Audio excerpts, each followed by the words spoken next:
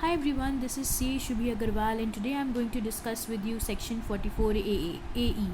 Now this section 44 AE is very important and it often comes in exams also. So today I will be reading out section 44 AE and we'll try to understand what exactly this section tells about. So let's start. So according to the act, what the section tells is special provision for computing the profits and gains of business of plying, hiring or leasing goods carriage. So it talks about the special provision which is given in the act for computing the profits and gains of the business of plying, hiring or leasing of goods carriage. Now what is this goods carriage according to the act?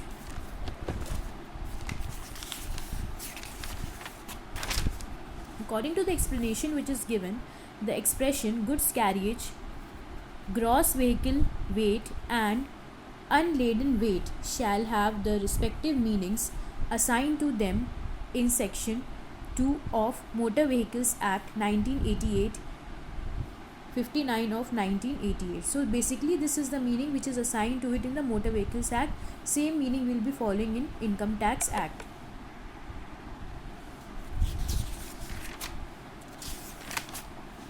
Now what this section says, notwithstanding anything to the contrary contained in section 28 to section 43C. Now these sections, section 28, 43C, you can refer in the act, you will get it. So it says notwithstanding anything contained in section 28 to section 43C. जो भी section 28 और 43C में लिखा है, notwithstanding that, in the case of an SSE, उस case में, SSE के case में, who owns not more than 10 goods carriage at any time during the previous year, जिसके पास 10 कैरेज से ज़्यादा नहीं है. not more than 10 goods carriage मतलब क्या हुआ इसका, who owns not more than 10 goods carriage, मतलब कि उसके पास not more than 10 goods carriage हैं at any time during the previous year and who is engaged in the business of plying, hiring और leasing सच goods carriage. तो उस SSC की ये बात कर रहा है जिसके पास 10 से ज़्यादा गुड्स कैरिएज नहीं है, मतलब 10 तक ही गुड्स कैरिएज है उसके पास, उस एसएससी की बात कर रहा है, और जो कि एंगेज्ड है प्लाइंग, हायरिंग और leasing of such goods carriage. The income of such business chargeable to the tax under the head PGBP, जो भी इनकम इस बिजनेस में चार्जेबल टू होगी under the head PGBP shall be deemed to be the aggregate of the profits and gains from all the goods carriage owned by him in the previous year.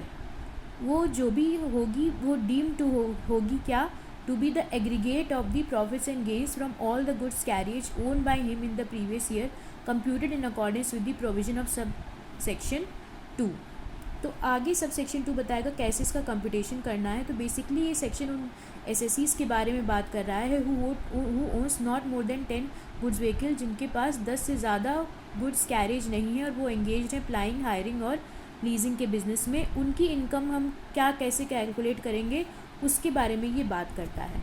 अब for the purposes of sub section 1 profits and gains from goods carriage, अब कैसे निकाला जाएगा. Being a heavy good vehicle shall be an amount equal to ₹10,000 per ton of gross vehicle weight और unladen weight as the case may be. अगर heavy goods carriage है then the amount shall be equal to ₹1,000 per ton of gross vehicle weight, 1,000 per ton of gross vehicle weight हो जाएगा और unladen weight. Now this gross vehicle weight, unladen weight, this all is given where in the explanation. Gross vehicle weight, unladen weight, these all have meanings assigned in the Motor Vehicles Act. Okay. So now, being a heavy goods vehicle shall be an amount equal to 1,000 per ton of gross vehicle weight or unladen weight as the case may be for every month or part of the month during which the heavy vehicle is owned by the SSE in the previous year, or an amount claimed to have been actually earned from such vehicle whichever is higher. Now if you will read these 2-3 times you will get what this it is trying to say. It is trying to say कि अगर heavy vehicle है it shall be amount equal to 1,000 per ton of the gross vehicle, जो भी gross vehicle का wait है उसके ton के हिसाब से ₹1000 पर टन के हिसाब से, और unladen weight as the case may be, ये हो गया।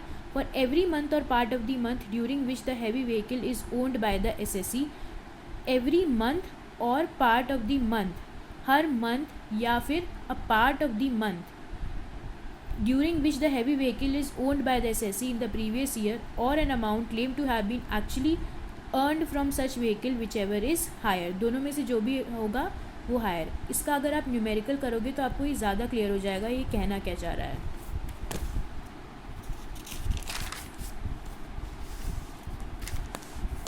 Other than heavy good vehicle, अब अगर हैवी गुड व्हीकल नहीं है then shall be an amount equal to 7500 for every month or part of the month during which the goods carriage is owned by the SSE or in the previous year, or the amount claimed to have been actually earned for such good carriage whichever is higher. Same thing here, the limit was how much? The limit was 1000 in the case of heavy good vehicle, and here the limit is 7500 in the case of other than heavy good vehicle. Any deduction allowable under the provision of section 30 to 38 shall for the purpose of subsection 1 be deemed to have been already given effect to, and no further reduction of those sections shall be allowed. ऐसा माना जाएगा कि जो भी section 30 to 38 में reductions given है वो already effect में आ चुके हैं और वो हम इसमें नहीं लेंगे। Further no further reduction will be taken on account of all these things, that is section 30 to 38। Assume किया जाएगा, ऐसा माना जाएगा कि ये ऑलरेडी हमने deem to have already been given effect. A provision provided that क्या बोलता है, where the SSC is a firm the salary and interest paid to the partners shall be deducted from the income computed under subsection 1 subject to the conditions and limit specified in section in clause B of 40B। अब 40B के हिसाब से जो भी salary और interest है वो उसका डिडक्शन हम प्रोवाइड करेंगे। ऊपर तो हमने डीम कर लिया कि इसका इफेक्ट ले लिया गया, लेकिन जो सैलरी और इंटरेस्ट का है उसका हमें इफेक्ट लेना पड़ेगा उसको। Where the firm is SSC the salary and interest paid to its partner shall be deducted from the income computed under subsection 1 subject to conditions and limit specified in clause B of section 40। आगे क्या बोलता है proviso the written down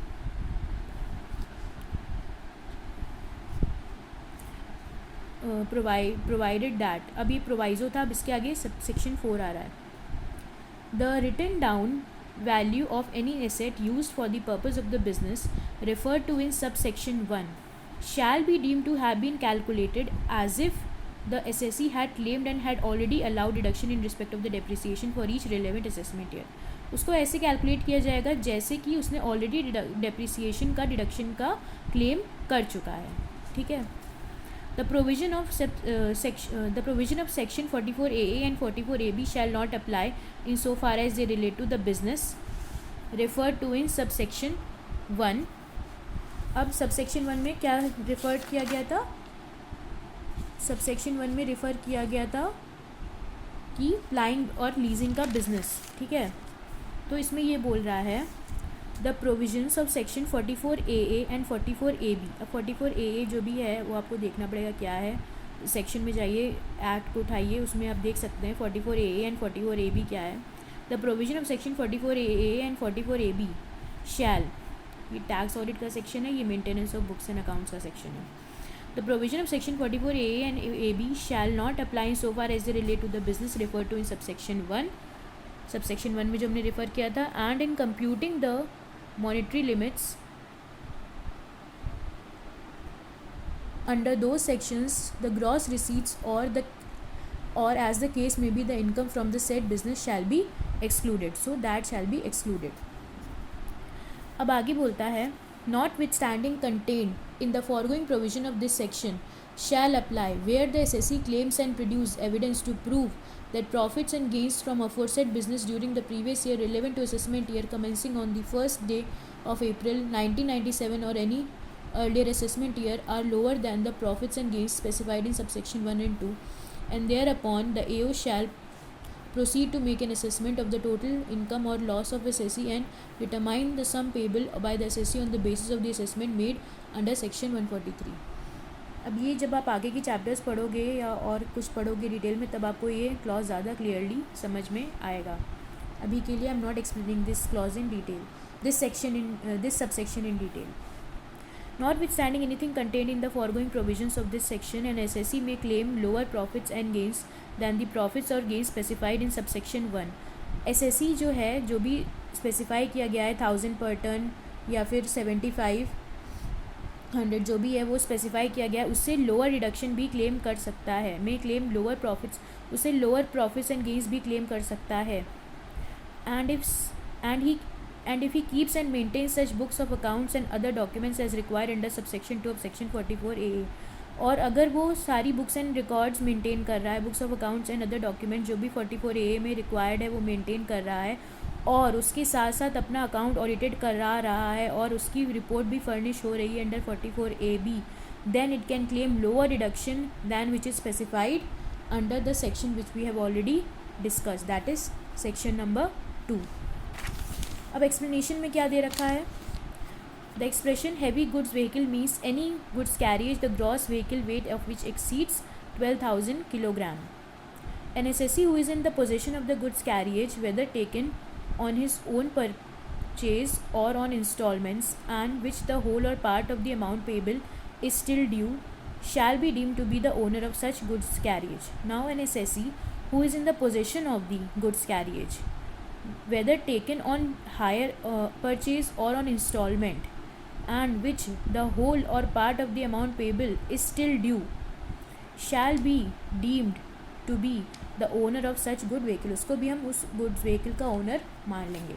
And last explanation, that was the explanation number A that I have already discussed. The expression goods carriage, goods vehicle weight and laden weight shall have the respective meaning assigned to them in section 2 of Motor Vehicles Act 1988, that is 59 of 1988. Thank you so much for watching. I hope it was of some help to you people, and if you like the video, please do click the like button and do subscribe to my channel. Thank you so much.